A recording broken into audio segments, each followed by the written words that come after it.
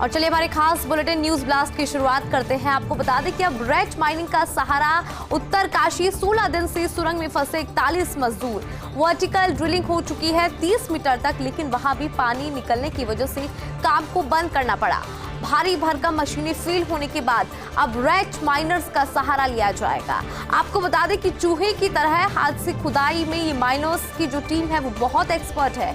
यही लोग 48 मीटर से आगे की खुदाई हाथों से करेंगे। इनके पास हथौड़ा, साबल और खुदाई करने वाले अन्य पारंपरिक टूल्स है। और आपको ये भी बता दें कि दिल्ली और अहमदाबाद में इस तरह का काम का इनके पास अनुभव है, तो एक बेहतरीन टीम है। और आपको बता दें कि ये एक्सपर्ट्स चूहों की तरह हाथ से खुदाई करेंगे। इनके पास तमाम तरह के हथियार है, तमाम तरह के उपकरण हैं और यही लोग 48 मीटर से आगे की खुदाई हाथों से करेंगे, क्योंकि कई प्रयास यहाँ पर किए गए, कई मशीनों का इस्तेमाल यहाँ पर किया गया, लेकिन भारी भरकम मशीनें भी यहाँ पर फेल हो गई। तो ऐसे में अब जो फील्ड में रेत माइनर्स की टीम है वो उतरेगी, इनका सहारा लिया जाएगा। चूहों की तरह ये हाथ से खुदाई करेंगे और बहुत ज़्यादा एक्सपर्ट टीम है माइनर्स की जो टीम, और यही टीम अब 48 मीटर से आगे की खुदाई हाथों से करेगी। एक बार आपको बता भी देते हैं कि इनके पास कौन कौन से उपकरण है, कौन कौन से हथियार है और कैसे ये बाहर निकालने की कोशिश करेंगे उन मजदूरों को। आपको बता दें कि इनके पास हथौड़ा, साबल और खुदाई करने वाले अन्य पारंपरिक टूल्स है।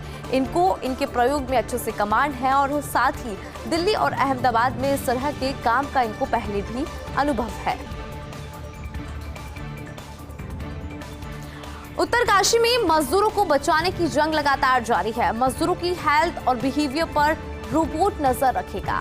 लखनऊ से AI and robotics developer Milind Raj को बुलाया गया है, जो कि मजदूरों पर नजर रखेगा। उनका बिहेवियर कैसा है उस पर नजर रखी जाएगी, उनकी हेल्थ कैसी है उस पर भी नजर रखी जाएगी। और आपको बता दें कि हेल्थ बिगड़ने पर डॉक्टर्स के द्वारा सजेस्टेड मेडिसिन इनको प्रोवाइड की जा रही है और रोबोट इन मजदूरों पर नजर रखेंगी, हेल्थ उनकी ध्यान में रहेगी, साथ ही उनका बिहेवियर कैसा है उसका भी यहाँ पर ध्यान रखा जाएगा। साइकोलॉजिकली वो कितनी मजबूत है, मेंटली वो कितने स्ट्रांग है, इस पर भी ध्यान रखने की बहुत ज़्यादा ज़रूरत है। ऐसे में जो रोबोट है अब उसकी मदद यहाँ पर ली जाएगी और मजदूरों की हेल्थ और बिहेवियर पर ये रोबोट पूरी नजर रखेगा। तो बता दें कि उत्तरकाशी में मजदूरों को बचाने की जंग लगातार जारी है और इसी बीच अब रोबोट भी इस जंग में उतर आया है।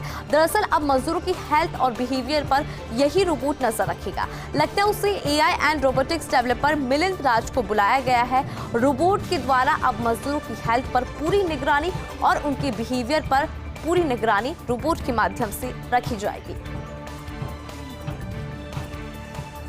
और जल्द लॉन्च होगी प्रधानमंत्री नरेंद्र मोदी की आपदा प्रबंधन पर पुस्तक। आपको बता दें कि पुस्तक की लॉन्चिंग जल्द होने वाली है और पुस्तक में भारत की आपदा प्रबंधन में परिवर्तन के उदाहरण देखने को मिलेंगे। नरेंद्र मोदी के आपदा प्रबंधन के व्यापक अनुभव का इसमें विवरण देखने को मिलेगा और जल्द ही ये पुस्तक लॉन्च होने वाली है। तो वहीं भारत की आपदा प्रबंधन में आमूलचूल बदलाव में भूमिका का विवरण blue craft foundation the Moody story की संपादित संकलित पुस्तक। तो बता दें कि ये पुस्तक जल्द ही भारत में लॉन्च हो जाएगी। सभी को इस पुस्तक का इंतजार है और प्रधानमंत्री नरेंद्र मोदी के आपदा प्रबंधन पर ये पुस्तक जल्द ही लॉन्च होने वाली है। पुस्तक की लॉन्चिंग जल्द होने जा रही है। पुस्तक में भारत की आपदा प्रबंधन में परिवर्तन के उदाहरण मिलेंगे कि कैसे भारत ने आपदा प्रबंधन किया है, उसके बेहतरीन उदाहरण इस पुस्तक में देखने को मिलेंगे। साथ ही नरेंद्र मोदी की आपदा प्रबंधन के व्यापक अनुभवों का भी इसमें विवरण होगा। जो प्रधानमंत्री नरेंद्र मोदी है उनकी जो आपदा प्रबंधन का एक्सपीरियंस है वो भी इस पुस्तक में शेयर किया जाएगा। भारत के आपदा प्रबंधन में आमूलचूल बदलाव में भूमिका का विवरण वो भी यहाँ पर देखने को मिलेगा। तो बता दें कि blue craft foundation the Moody story की संपादित संकलित ये पुस्तक है जिसका इंतजार सभी को है और कुछ दिनों में ये पुस्तक भारत में लॉन्च होने जाएगी। 4 श्रेणियों में राष्ट्रीय मीडिया अवार्ड देगा ईसीआई। आपको बता दें कि ईसीआई द्वारा यह अवार्ड दिया जाएगा और 4 श्रेणियों में राष्ट्रीय मीडिया का अवार्ड ईसीआई देगा। Print media, electronic media, TV और रेडियो, ऑनलाइन, सोशल मीडिया श्रेणी में ये पुरस्कार दिए जाएंगे। तो कुल मिलाकर 4 श्रेणियों में ईसीआई द्वारा ये जो श्रेणी है इनको पुरस्कार दिए जाएंगे और ऐसे तमाम अनुशंसा और प्रविष्टि 10 दिसंबर तक ईसीआई को भेजना जरूरी है, उसी के आधार पर पुरस्कार को चयनित किया जाएगा। आपको बता दें कि चयनित को best campaign on voter education को लेकर नेशनल मीडिया अवार्ड दिया जाएगा। तो ईसीआई ये अवार्ड देगा, 4 श्रेणियों में अवार्ड दिया जाएगा। राष्ट्रीय मीडिया का ये अवार्ड है जो कि ईसीआई द्वारा दिया जाएगा। आपको बता दें कि ये अवार्ड प्रिंट मीडिया को मिलेगा, इलेक्ट्रॉनिक मीडिया को मिलेगा, TV, radio, online, social media को ये पुरस्कार दिए जाएंगे। तो 4 श्रेणी है जिन्हें पुरस्कार मिलेगा और ऐसे तमाम अनुशंसा और प्रविष्टि जो कि इस अवार्ड का हिस्सा होने जा रही है, उन्हें 10 दिसंबर तक ईसीआई को भेजना जरूरी है और जो इसमें चयन होगा उसे best campaign on water education को लेकर ये नेशनल अवार्ड दिया जाएगा। मल्लिकार्जुन खड़गे पर लिखी किताब का विमोचन होगा। 29 नवंबर को सोनिया गांधी इसका विमोचन करेंगी। खड़गे के 50 साल की राजनीतिक जीवन पर यह किताब लिखी गई है जिसका विमोचन सोनिया गांधी करेगी। सुखदेव थोराट और चेतन शिंदे हैं किताब के एडिटर। कांग्रेस के राष्ट्रीय अध्यक्ष मल्लिकार्जुन खड़गे। तो आपको बता दें कि मल्लिकार्जुन खड़गे पर यह किताब लिखी गई है और इस किताब में उनके 50 साल के राजनीतिक सफर का जिक्र किया गया है और 29 नवंबर ये वो तारीख है जब इस किताब का विमोचन किया जाएगा।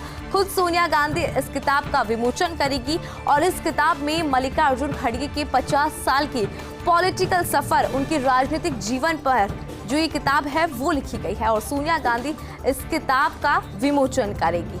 आपको बता दें कि सुखदेव थोराट और चेतन शिंदे इस किताब के एडिटर हैं और आपको ये भी बता दें कि कांग्रेस के राष्ट्रीय अध्यक्ष मल्लिकार्जुन खड़गे पर यह किताब लिखी गई है और सोनिया गांधी इसका विमोचन करेंगी।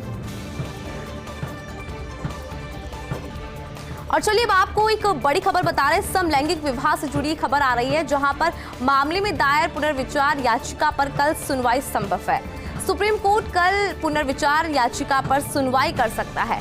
याचिका में सुप्रीम कोर्ट के फैसले में पुनर्विचार की मांग और इससे पहले सुप्रीम कोर्ट ने इनकार किया था। समलैंगिक विवाह को कानूनी मान्यता देने से इनकार किया गया था। सुप्रीम कोर्ट संविधान पीठ के फैसले में फिर से पुनर्विचार की मांग यहां पर की गई है। याचिकाकर्ताओं ने पुनर्विचार याचिका पर खुली अदालत में सुनवाई की मांग रखी है।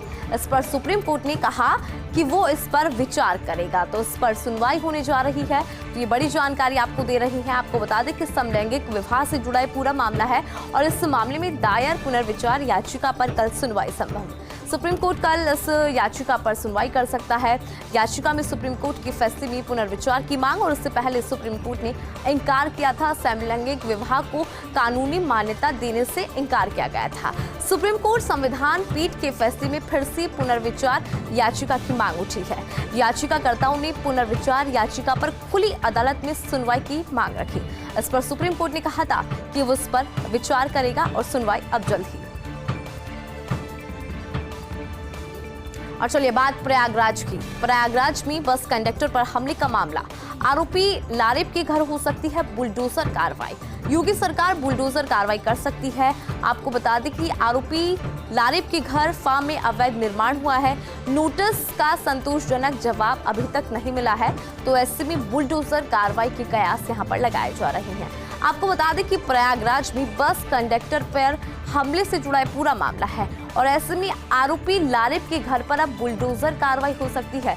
योगी सरकार बुलडोजर कार्रवाई में माहिर है, तो ऐसे में योगी सरकार अब आरोपी लारेब के घर पर बुलडोजर की कार्रवाई कर सकती है। आपको बता दें कि आरोपी लारेब के घर फार्म हाउस में अवैध निर्माण हुआ था और जब नोटिस दिया गया तो उस नोटिस का संतोषजनक जवाब नहीं मिला है, तो ऐसे में बुलडोजर कार्रवाई की पूरे कयास यहां पर लगाए जा रहे हैं।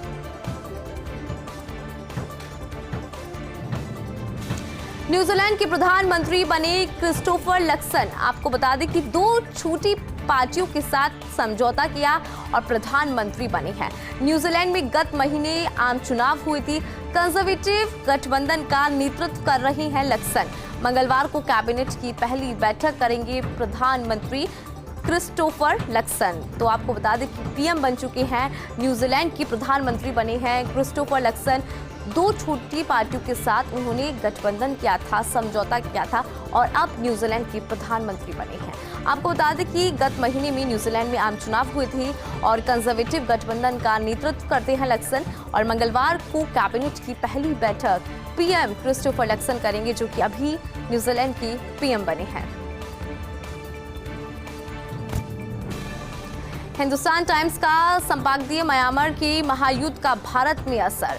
म्यांमार के चीन इलाके में जुटा के हवाई हमलों से अफरा तफरी का माहौल। सुरक्षा के लिए मिजोरम में शरण ले रही है म्यांमार के लोग। आपको बता दें कि मिजोरम सरकार 30,000 शरणार्थियों को जारी कर चुकी है परिचय पत्र, आइडेंटिटी कार्ड जारी किए जा चुके हैं 30,000 शरणार्थियों को।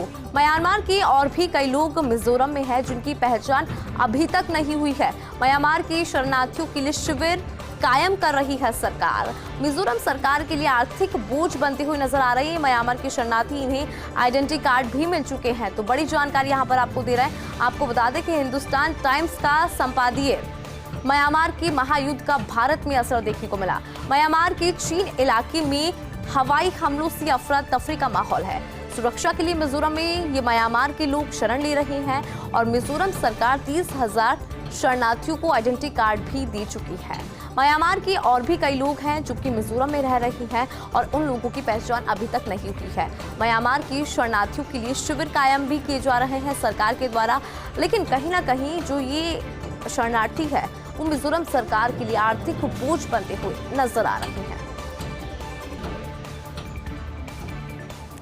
भारत और नेपाल के कानून मंत्रियों की मुलाकात। केंद्रीय मंत्री अर्जुन राम मेघवाल से मिले नेपाल के मंत्री धनराज गुरुङ। आपको बता दें कि शास्त्री भवन स्थित विधि न्याय मंत्रालय में शिष्टाचार भेंट हुई। कानूनी और न्यायिक सहयोग को बढ़ावा देने पर यहां पर चर्चा की गई। द्विपक्षीय संबंध को और मजबूती कैसे दी जाए, इस पर भी चर्चा। इंटरनेशनल रिलेशंस को कैसे मजबूत किया जाए, इस पर भी भारत और नेपाल के बीच में चर्चा। आपको बता दें कि भारत और नेपाल के कानून मंत्रियों की मुलाकात। केंद्रीय मंत्री अर्जुन राम मेघवाल से नेपाल के मंत्री धनराज गुरुङ मिले हैं और शास्त्री भवन स्थित विधि न्याय मंत्रालय में शिष्टाचार भेंट हुई। तो वहीं कानूनी और न्यायिक सहयोग को बढ़ावा देने पर चर्चा की गई। द्विपक्षीय संबंधों पर, इंटरनेशनल रिलेशनशिप्स पर चर्चा की गई और आपस में इंपोर्ट और एक्सपोर्ट पर भी यहां पर चर्चा होती हुई नजर आई। शुभमन गिल होंगे गुजरात टाइटंस के नए कप्तान। आपको बता दें कि फ्रेंचाइजी ने ये कप्तान का नया ऐलान किया है। ऑलराउंडर हार्दिक पांड्या मुंबई इंडियंस में हो चुके हैं शामिल। 2022 और 2023 में हार्दिक ने गुजरात की कमान संभाली थी और 2022 में चैंपियन और इस साल उपविजेता हो रही है गुजरात की टीम। अब अपनी पुरानी फ्रेंचाइजी में वापस लौटे हैं हार्दिक। ऐसे में गुजरात टाइटंस ने शुभमन को कप्तान बनाने का बड़ा ऐलान किया है। तो जो शुभमन के फैन हैं उनके लिए बेहद ही खुशखबरी है। शुभमन गिल अब गुजरात टाइटंस के नए कप्तान होंगे। फ्रेंचाइजी ने कप्तान का ऐलान कर दिया है। ऑलराउंडर हार्दिक पांड्या मुंबई इंडियंस में शामिल हो चुके हैं। 2022 और 2023 में हार्दिक ने गुजरात की कमान संभाली थी। 2022 में चैंपियन और इस साल उपविजेता रही थी गुजरात की टीम। अब अपने पुराने फ्रेंचाइजी में वापस लौट रहे हैं हार्दिक। ऐसे में गुजरात टाइटंस ने शुभमन को कप्तान बनाने का बड़ा ऐलान किया है।